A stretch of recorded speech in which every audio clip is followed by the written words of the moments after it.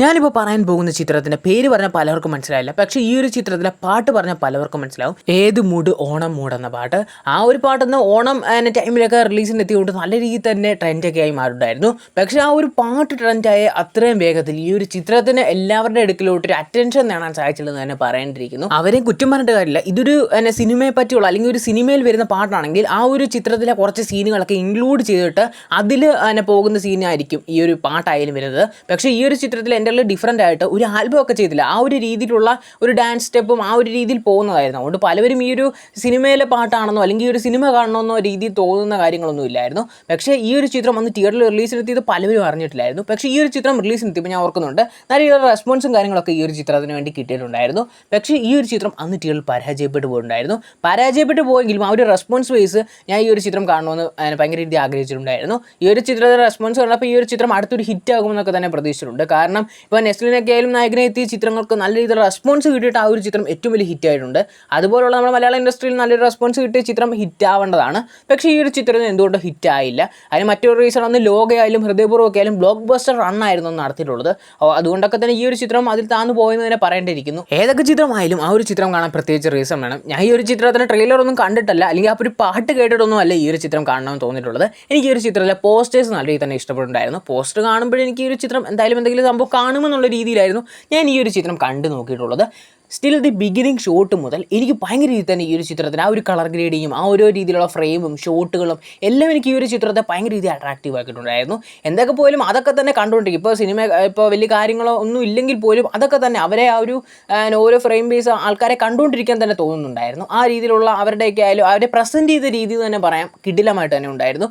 അതൊരു ഡയറക്ടറിക്കൽ ബ്രില്യൻസ് എന്ന് തന്നെ പറയേണ്ടിയിരിക്കുന്നു. കാരണം ഒരു പ്രേക്ഷകരെ പിടിച്ചിരുത്തണമെങ്കിൽ തന്നെ നല്ലുള്ള ഫ്രെയിമും കാര്യങ്ങളും ഒക്കെ ഉണ്ടെങ്കിൽ പോലും നമുക്ക് കണ്ടുകൊണ്ടിരിക്കാൻ തന്നെ തോന്നും ആ ഒരു ചിത്രം. അങ്ങനെ നല്ല രീതിയിൽ തന്നെ കഥ പറഞ്ഞുകൊണ്ട് പോകുന്ന ചിത്രം. ഇടയ്ക്കിടയ്ക്ക് ചില കോമഡീസും കാര്യങ്ങളൊക്കെ ഉണ്ടായിരുന്നു. എല്ലാവരും ഭയങ്കര കോമഡി കാര്യങ്ങളൊക്കെ ഉണ്ടെന്ന് പറഞ്ഞപ്പോഴും എനിക്ക് ചില ഏരിയസിലൊക്കെ ആയിരുന്നു കോമഡികളൊക്കെ വർക്കൗട്ട് ആയിട്ടുള്ളത്. എങ്ങോട്ടാണ് ഈ ഒരു ചിത്രം അല്ലെങ്കിൽ എവിടെ ആയിരിക്കും ഈ ഒരു ചിത്രം എൻഡ് ചെയ്യുക എന്നുള്ള ഒരു ചെറിയ ഡൗട്ടൊക്കെ ഉണ്ടായിരുന്നു. കാരണം കുറച്ച് കൺഫ്യൂസ് ചെയ്യാവുന്ന രീതിയിലാണ് തുടക്കം ഈ ഒരു ചിത്രത്തിൻ്റെ കഥ പറഞ്ഞു പോകുന്നതെങ്കിലും ഇൻ്റർവെല്ലാകുമ്പോൾ നമുക്ക് ഏകദേശം ഒരു കാര്യം ഈ ഒരു ചിത്രത്തെ പറ്റി പിടുത്തം കിട്ടും. പിന്നീട് ഈ ഒരു ചിത്രത്തിൻ്റെ എന്ന് പറഞ്ഞാൽ നമുക്ക് ഇൻ്റർവെല്ല് കഴിഞ്ഞിട്ട് എന്ത് സംഭവിക്കുന്നു എന്ന് കാണാനുള്ള ഒരു ക്യൂരിയോസിറ്റി നല്ല രീതിയിൽ തന്നെ വരും. ആ ഒരു രീതിയിലായിരുന്നു എനിക്കും ഈ ഒരു ചിത്രത്തിൻ്റെ സെക്കൻഡ് ഹാഫ് മുതൽ തുടങ്ങിയിട്ടുള്ളത്. സെക്കൻഡ് ഹാഫ് പറയുകയാണെങ്കിൽ ഒരു ഫുൾ ഫൺ റൈഡ് സിനിമ കണ്ടൊരു ഫീലായിരുന്നു. കാരണം അത്രയ്ക്ക് എനിക്ക് ഫസ്റ്റ് ഹാഫിലെ എല്ലാ ക്യാരക്ടേഴ്സിനും നല്ല രീതിയിൽ തന്നെ കണക്റ്റായി. പിന്നെ സെക്കൻഡ് ഹാഫിലോട്ട് വന്നപ്പോൾ അത്യാവശ്യം നല്ല വില്ലന്മാരൊക്കെ ഉണ്ട്. ഈ ഒരു വില്ലന്മാരുടെ ഏകദേശം നമുക്കിപ്പോൾ മിക്ക സിനിമയിലും നായകനും വില്ലനും ഒപ്പത്തിനൊപ്പം നിന്നാൽ പോലും നമുക്ക് ആ ഒരു സിനിമ ഇൻട്രസ്റ്റിംഗ് ആണ്. പക്ഷേ ഈ ഒരു ചിത്രം നോക്കുകയാണെങ്കിൽ വില്ലന്മാർ നല്ല സ്ട്രോങ് ആണ്. പക്ഷേ നായകൻ അത്ര സ്ട്രോങ്ങും കാര്യങ്ങളൊന്നും അല്ല. അവർ എങ്ങനെ ഇവരെ എന്ന് പറഞ്ഞാൽ അവന്മാരിപ്പോൾ അവന്മാരുടെ തൂക്കും കാര്യങ്ങളൊക്കെ ഉണ്ടെങ്കിലും എപ്പോൾ വേണമെങ്കിലും ഇവരെ തീർത്ത് കളയാമെന്നുള്ളൊരു സിറ്റുവേഷനൊക്കെ ഉണ്ട്. അപ്പോൾ അത് നമുക്കൊരു ക്യൂരിയോസിറ്റിയാണ്, അടുത്ത് എന്തായിരിക്കും സംഭവിക്കുക. അതിൻ്റെ കൂട്ടത്തിൽ ബൈജു ചേട്ടൻ്റെ പിള്ളേരും ഒരു അഴിഞ്ഞാട്ടം, അങ്ങനെ മൊത്തത്തിലൊരു ഫുൾ ഒരു എൻ്റർടൈൻമെൻറ്റ് വൈബ് പിടിച്ച് പോകുന്ന ചിത്രത്തിൽ ഒരു ഗസ്റ്റ് റോളിലായിട്ട് അജു വർഗീസ്. ഇപ്പോൾ അജു വർഗീസ് ഈ ഒരു ചിത്രത്തിൽ ഗസ്റ്റ് റോൾ വന്നെങ്കിൽ പോലും പലവരും പറയും എന്തിന് അജു വർഗീസിൻ്റെ ഈ ഒരു ചിത്രത്തിൽ കിട്ടുന്നത്. പക്ഷേ എനിക്ക് അങ്ങനെ തോന്നിയില്ല. പുള്ളി വന്നിട്ട് ഒരു ഏകദേശം ഒരു 1-2 മിനിറ്റ് കാണും. ആ ഒരു 1-2 മിനിറ്റ് മാത്രം മതി. അതോ ഈ ഒരു ചിത്രത്തിൻ്റെ ഏറ്റവും ഒരു ഹൈ മൂമെൻറ്റിൽ കയറിയിട്ടാണ് അജു വർഗീസിൻ്റെ ആ ഒരു എൻട്രി. പഴയ പാട്ടുകളൊക്കെ ഇട്ടിട്ടായാലും ആ ഒരു സീനിനെ നല്ല രീതിയിൽ തന്നെ ബ്ലെൻഡ് ചെയ്തു നല്ല രീതിയിൽ തന്നെ എൻ്റർടൈൻമെൻ്റ് ആയിട്ട് കൊണ്ടുപോകാൻ പറ്റിയിട്ടുള്ള ഒരു കിടിലം ചിത്രമായിരുന്നു. കാരണം ഈ ഒരു ചിത്രത്തിൻ്റെ ഡയറക്ടർ എന്ന് പറയുന്നത് ബിപിൻ കൃഷ്ണ എന്ന് പറഞ്ഞ പുള്ളിയാണ്. ഞാൻ പുള്ളിയുടെ അടുത്തൊരു ചിത്രത്തിന് വേണ്ടി കട്ട വെയിറ്റിംഗ് ആണ്. ഇപ്പോൾ അതൊരു അടുത്ത ചിത്രം ഒരു സ്റ്റാർ കാസ്റ്റ് ഉള്ള ചിത്രമാണെങ്കിലും അല്ലാത്ത ചിത്രമാണെങ്കിലും. കാരണം ഒരു സിമ്പിൾ പ്ലോട്ടായിട്ടുള്ള കാര്യമാണ്. പക്ഷേ അതിൽ പല രീതിയിലുള്ള കണക്ഷനൊക്കെ വരുത്തി കിടിലം എൻ്റർടൈൻമെൻറ്റ് രീതിയിൽ കൊണ്ടുപോകാൻ സാധിക്കുക എന്ന് പറഞ്ഞാൽ വലിയൊരു കാര്യം തന്നെയാണ്. കാരണം നമ്മൾ പല രീതിയിലുള്ള ഒരു എൻ്റർടൈൻമെൻറ്റ് സിനിമ കണ്ടിട്ടുണ്ടെങ്കിലും ഇതിലെ ഓരോരോ ക്യാരക്ടേഴ്സും അവരവർക്ക് കൊടുത്തിട്ടുള്ള ക്യാരക്ടേഴ്സ് കിടിലം രീതി തന്നെ ചെയ്തിട്ടുണ്ട്. കാരണം അവരവരുടെ എന്ന് പറഞ്ഞാൽ എല്ലാവർക്കും ഈ ഒരു ചിത്രത്തിൽ കോമഡി ചെയ്യാനുള്ള ഒരു സ്പേസ് കൊടുത്തിട്ടുണ്ടെന്ന് തന്നെ പറയാം. അത് അവരവരുടെ ക്യാരക്ടർ കിടിലമായിട്ട് തന്നെ ചെയ്തും വെച്ചിട്ടുണ്ട്. കാരണം ഞാൻ ഈ ഒരു ടൈപ്പ് എന്ന് പറഞ്ഞാൽ ഇപ്പോൾ ബ്രോമൻസ് എന്ന സിനിമ പുറത്തിറങ്ങിയിട്ടുണ്ടായിരുന്നു. ഞാൻ ഈ ഒരു സിനിമ കണ്ടപ്പോൾ അപ്പോൾ തന്നെ എൻ്റെ മനസ്സിൽ വന്നത് ബ്രോമൻസ് എന്ന ചിത്രമാണ്. കാരണം ബ്രോമൻസ് എന്ന ചിത്രത്തിൽ ഞാൻ എന്താണോ എക്സ്പെക്റ്റ് ചെയ്ത് പോയിട്ടുള്ളത് അത് ഈ ഒരു ചിത്രത്തിൽ കിട്ടിയെന്ന് തന്നെ പറയേണ്ടിയിരിക്കുന്നു. ഞാൻ പ്രതീക്ഷിച്ച് ബ്രോമൻസ് എന്ന ചിത്രം ഇതൊക്കെ തന്നെ അല്ലെങ്കിൽ ഇത് ബ്രോമൻസ് എന്ന ചിത്രമാണെങ്കിൽ പോലും ആ ഒരു ചിത്രം അന്ന് ഏറ്റവും വലിയ ഹിറ്റായേനെ. ഇപ്പോൾ ബ്രോമൻസ് എന്ന ചിത്രത്തിനായിട്ട് ഹൈപ്പ് ഈ ഒരു ചിത്രത്തിന് കിട്ടിയിരുന്നെങ്കിൽ ഈ ഒരു ചിത്രം ഏറ്റവും വലിയ ഹിറ്റ് ആവണമെന്ന് ഞാൻ പേഴ്സണലി ആഗ്രഹിച്ചൊരു ചിത്രമാണ്. റംസാൻ്റെ പല ചിത്രങ്ങളൊക്കെ വന്നിട്ടുണ്ടെങ്കിലും പുള്ളി ഒരു സ്റ്റാർ മെറ്റീരിയലാണെന്ന് എനിക്ക് തോന്നിയിട്ടില്ലായിരുന്നു. പക്ഷേ ഈ ഒരു ചിത്രം കണ്ടപ്പോൾ പുള്ളി ഒരു സ്റ്റാർ മെറ്റീരിയലാണെന്നൊക്കെ എനിക്ക് പേഴ്സണലി തോന്നിയിട്ടുള്ള ഒരു ചിത്രം കൂടിയായിരുന്നു സാഹസം എന്ന ചിത്രം.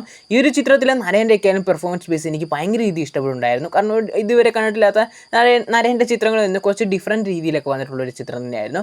അതിന് എല്ലാവരുടെയും ഈ ഒരു ചിത്രത്തിലെ എല്ലാവരുടെയും പെർഫോമൻസ് ബേസ് എനിക്ക് ഭയങ്കര രീതിയിൽ തന്നെ ഇഷ്ടപ്പെടുന്നുണ്ടായിരുന്നു. എല്ലാവർക്കും അവരവരുടെ ക്യാരക്ടേഴ്സ് മികച്ചതാക്കാൻ തന്നെയാണ് നോക്കിയിട്ടുള്ളത്. അതിന് ഒരു ഡയറക്ടറിക്കൽ ബ്രില്യൻസ് എന്നൊക്കെ പറയുകയാണെങ്കിൽ പല സീനിലും ഒരു ചെറിയ എന്ന് പറഞ്ഞാൽ മ്യൂസിക് വരുത്തുന്ന അല്ലെങ്കിൽ ബാക്ക്ഗ്രൗണ്ട് സ്കോർ തന്നെ ഈ ഒരു ചിത്രത്തെ മറ്റൊരു ട്രാക്കിലോട്ട് കൊണ്ടുപോകാൻ ഭയങ്കര സഹായിച്ചിട്ടുണ്ട്. കാരണം മിക്ക സീനിലും ഈ ഒരു ബാക്ക്ഗ്രൗണ്ട് സ്കോർ വെച്ച് ഈ ഒരു ചിത്രത്തെ വേറൊരു ആംഗിളിലോട്ട് കൊണ്ടുപോകാൻ ഈ ഒരു ചിത്രത്തിൻ്റെ ഡയറക്ടർ നല്ല രീതിയിൽ തന്നെ ശ്രമിച്ച് നമുക്ക് കാണാൻ സാധിക്കുന്നുണ്ട്. ഈ ഒരു ചിത്രത്തിലായാലും അത്യാവശ്യം ഒരു ബഡ്ജറ്റ് എടുത്ത് നല്ല രീതിയിൽ തന്നെ ഒരു ഔട്ട്പുട്ട് കൊണ്ടുവരാൻ ശ്രമിച്ചത് നല്ലൊരു കാര്യം തന്നെയാണ്. ഈ ഒരു ചിത്രം ഞാൻ പ്രതീക്ഷിച്ചു ഈ ബ്രോമൻസ് എന്ന ചിത്രം ഈ ഒരു ലെവലിലാണ് അല്ലെങ്കിൽ ഈ ഒരു എൻ്റർടൈൻമെൻറ്റ് രീതിയിൽ ഒരു ക്ലൈമാക്സ് ഉൾപ്പെടെ ഈ ഒരു ലെവലിലാണ് എക്സ്പെക്ട് ചെയ്ത് പോയിട്ട് അത് കിട്ടായിരുന്നത്. ഇത് ബ്രോമൻസ് എന്ന ചിത്രം ഇതുപോലെ റിലീസിനെത്തി അല്ലെങ്കിൽ ഈ ഒരു രീതിയാണ് ബ്രോമൻസ് എല്ലാവരും എക്സ്പെക്ട് ചെയ്ത് പോയിട്ട് കിട്ടാതെ പോയത്. പക്ഷേ എനിക്ക് ഈ ഒരു ചിത്രം ഫുള്ളി സാറ്റിസ്ഫൈ ആയെന്ന് തന്നെ പറയേണ്ടിയിരിക്കുന്നു. ഈ ഒരു ചിത്രം ഇനി പരാജയപ്പെട്ടു പോകാനുള്ള കുറച്ച് റീസൺസ് ഞാൻ പറയാം. ഈ ഒരു ചിത്രത്തിൽ ആദ്യം തന്നെ വൈറലായിട്ടുള്ളൊരു പാട്ട് തന്നെയായിരുന്നു ഓണം മോഡെന്ന് പറഞ്ഞ പാട്ട്. ആ ഒരു പാട്ട് കണ്ട പലവർക്കും മനസ്സിലാവും ഇതൊരു ആൽബമാണോ അല്ലെങ്കിൽ ഇതൊരു ഈ ഓണം പ്രമാണിച്ച് ഇറക്കിയ ഒരു പാട്ടാണോ എന്ന് പലവർക്കും തന്നെ തോന്നുന്ന ഒരു കാര്യം തന്നെയായിരുന്നു.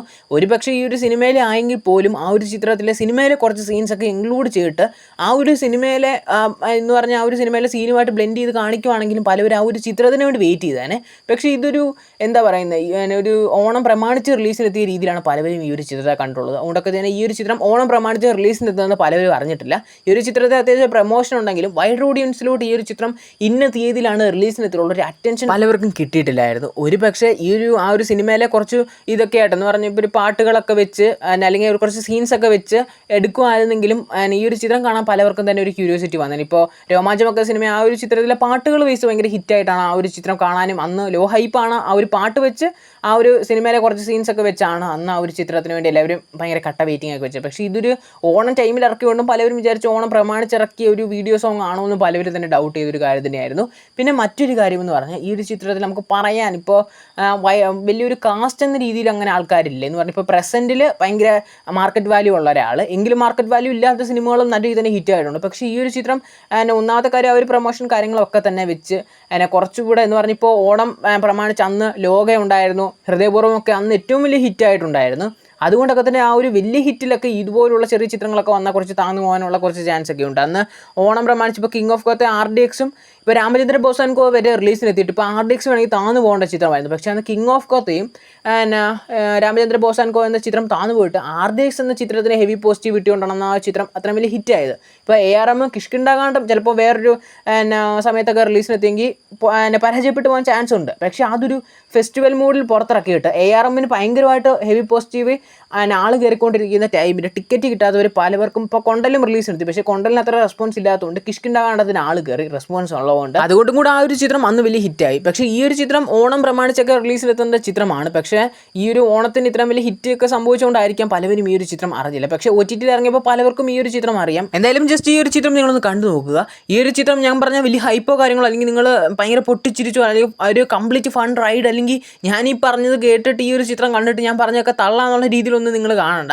ഈ ഒരു ചിത്രം നിങ്ങൾ ജസ്റ്റ് ഒന്ന് കണ്ടു നോക്കുക. കണ്ട് നിങ്ങളുടെ പേഴ്സണൽ അഭിപ്രായങ്ങൾ തീർച്ചയായും കമൻറ്റ് ചെയ്യുക. ഈ ഒരു വീഡിയോയെക്കുറിച്ചുള്ള നിങ്ങളുടെ പേഴ്സണൽ അഭിപ്രായങ്ങൾ തീർച്ചയായും കമൻറ്റ് ചെയ്യുക.